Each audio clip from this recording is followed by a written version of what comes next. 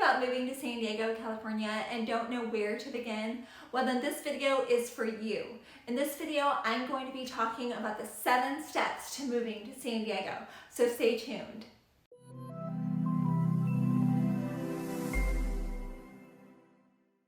Hi there, my name is Lynette JAISWAL with Homes by Lynette and eXp Realty. I've lived in San Diego all of my life and I could tell you all the wonderful and maybe not so wonderful things about living in San Diego. But today, like I said earlier, I'm going to be telling you the 7 steps to move to San Diego.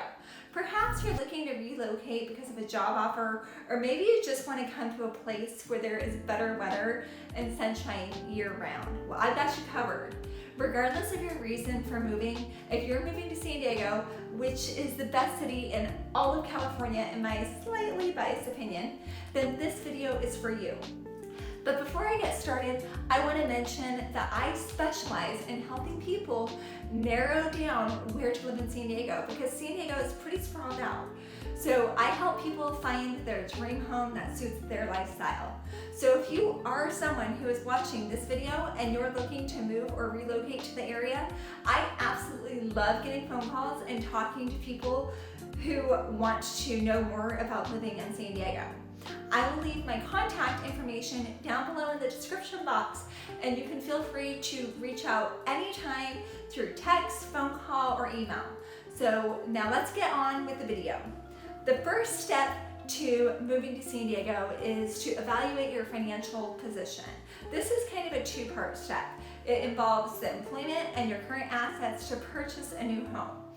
I get this question a lot. Can I buy a home in San Diego with my current income if I'm either keeping the same job or moving jobs in the near future? The simple answer is yes. Yes, you can. But I want to tell you a few things.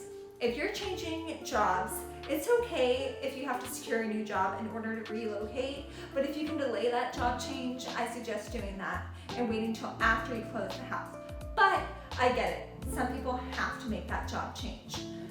If it's absolutely necessary to change jobs, you want to be sure that you're changing jobs within the same industry. In other words, the same line of work, same field as your current job. For example, if you're a school teacher in one place or in your current state, then the position that you're moving to should be within the same line of work of education, like a school teacher, a principal, an administrator, what have you. This is because the underwriters don't want to see a complete shift from industry to industry. So stay within the same industry. And if you do want to make a change, then do so after you close on your new home. And by all means, you are free to do whatever you would like to do in terms of your career.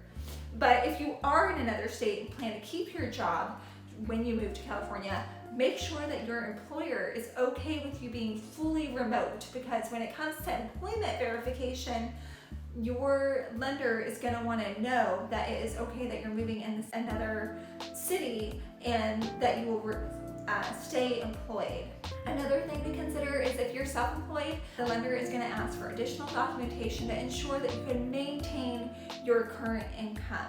And lastly, of course, if you are using cash to buy a new home here, you don't have to worry about qualifying for a new loan, and therefore you don't have to have verifiable income, but you will need to have some income to cover things like property taxes and other costs associated to maintain your new home.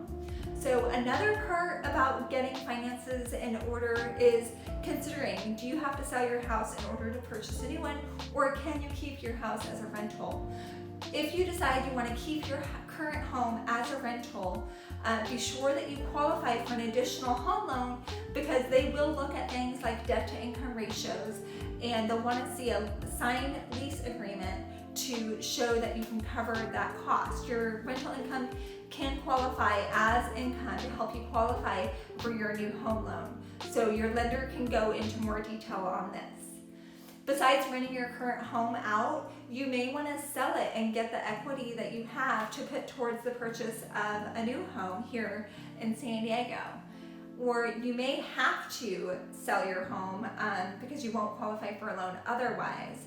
And so step number 2 is to be sure that you have your home evaluated by a licensed real estate professional in your area. A professional who knows the market very well, Not only this, you want to be sure that the agent that you hire knows how to market your home online. You want to make sure that they know how to stage your home to get top dollar, and that they take professional photography. There's so much more to a listing than simply putting your home on the MLS. So that is why it is super critical that you have someone that knows digital marketing to get your home sold the fastest and for top dollar. This allows them to get your home out to the masses and to the largest pool of buyers. I will do another video in the near future about what it takes to get your house sold for top dollar. But of course, if you have any questions right now, please don't hesitate to reach out to me, and I'm always happy to answer those for you. If you need help finding an agent, I may have a good agent in your area to refer you to, as I network with top agents around the nation, actually around the world. Being a part of EXP, we network massively. So if you need a Chicago agent, a Texas agent, an agent in Nevada, or any other state for that matter, I've got you covered. And if I don't have a connection in your location, I will be sure to find you the best agent, and I will screen them for you to ensure you're getting a top-notch agent. This is super important and kind of a big deal because it could cost you thousands of dollars if you don't have the right realtor who's reputable. So again, if you need a reputable referral, please feel free to message me and I'd be happy to connect you to one. So going back to having the professional real estate agent come to your home and give you a comparative market analysis. You want somebody who really knows the market and can price your home right. You want them to give you the comps, what they think they could sell your house for, and how long they think it will take to sell your house. And most importantly, you want a net sheet. A good net sheet will tell you what you will get after commissions and closing costs are paid. This will tell you how much money you will have available in your pocket to purchase a new home. Then you'll take that number to your lender and determine how much house you will ultimately be able to afford in San Diego. The third step, talk with a lender. Have them run your credit. You want to have a good picture of what your credit profile is today. You don't want any surprises, and believe me, this does happen. You'll want them to know as much as they can about your income, your debt, and any scenarios that could change your financial picture in the near future. Based on all of this information, they can get you qualified for a home loan. You can get a pre-qualification letter from them so that when you do find a house and you're ready to put an offer in, because when you put an offer in, this is a necessity to have a pre-qualification accompany your offer when you submit it.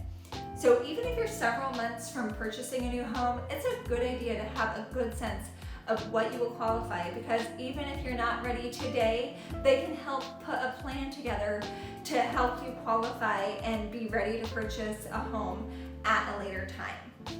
They can tell you what your payment will be, what your taxes will be, and the approximate closing costs that you'll need, such as the amount of the down payment. With lenders, not all are the same. You may be inclined to go directly to your bank, and that's okay, but it's wise to shop loans because not all lenders are the same. They all offer very different products. A matter of fact, by shopping loans, you can use one against the other to get the best terms possible because they will essentially fight for your business. The fourth step is to start shopping for home online. You've probably already done that by now, but at least you have a realistic number at this point to know what you can afford to purchase here in San Diego. It's a good idea to not look at homes that are too much higher than that number, and realistically, given the market we're seeing today, which is May 2021, it's probably a better idea to look at homes slightly lower than what you actually qualify for, because we are seeing multiple offers and often over list price. So you want to account for that. At this point, you'll want to start talking with a local real estate agent who is familiar with the area and the market that you're looking into purchasing. So a professional real estate agent who knows your area is going to be able to help you narrow down based on your needs, your wants, a community that will be a good match for you. And that's really what my job is all about. It's my specialty, helping you narrow down the areas based on what you tell me that you want and what your needs are. I listen to everything. I will help you identify the areas and homes that most suit you.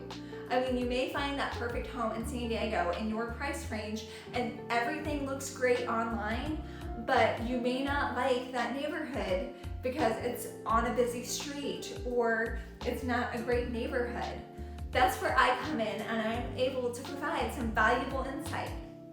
Step number 5 to moving to San Diego, you want to make a trip to San Diego if at all possible. If you're not familiar with the different areas, quite frankly, you could watch all of my videos, all of the things about San Diego online, but until you're here in person, you're not going to be able to distinguish between areas to say this is what I like or this is what I don't like.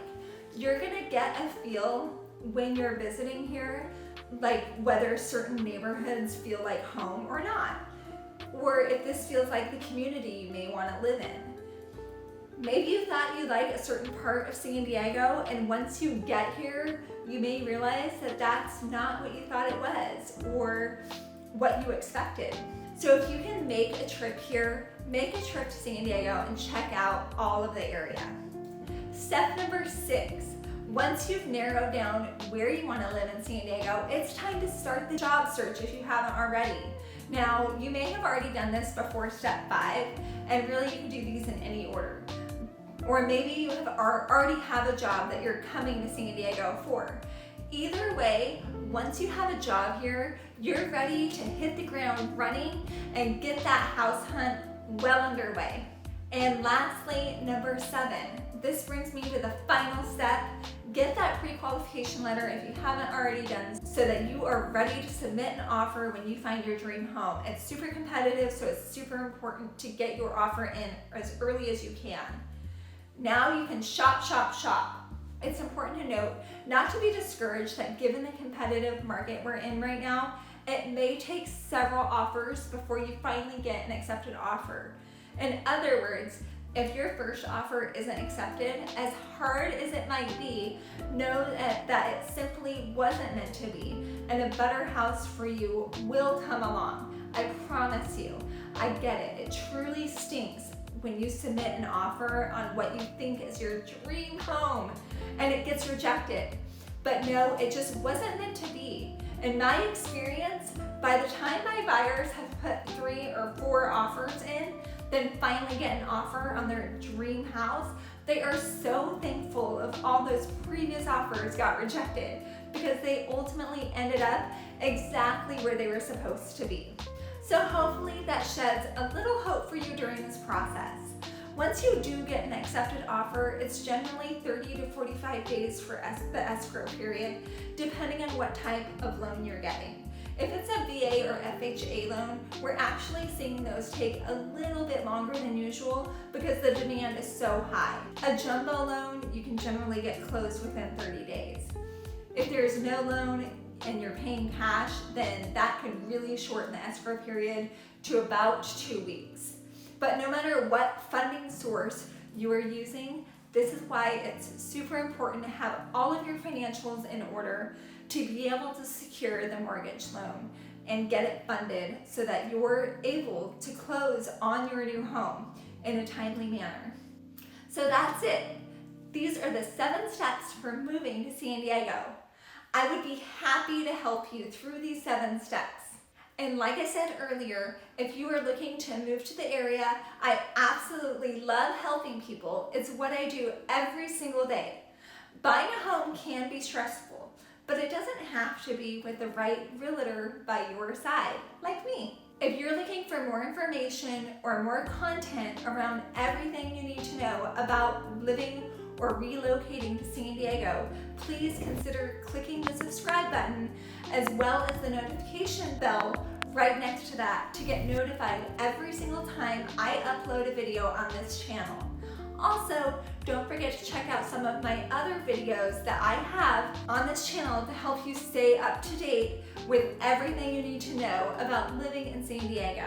Thank you for watching, and I hope to see you soon in another video. Take care and have a great day.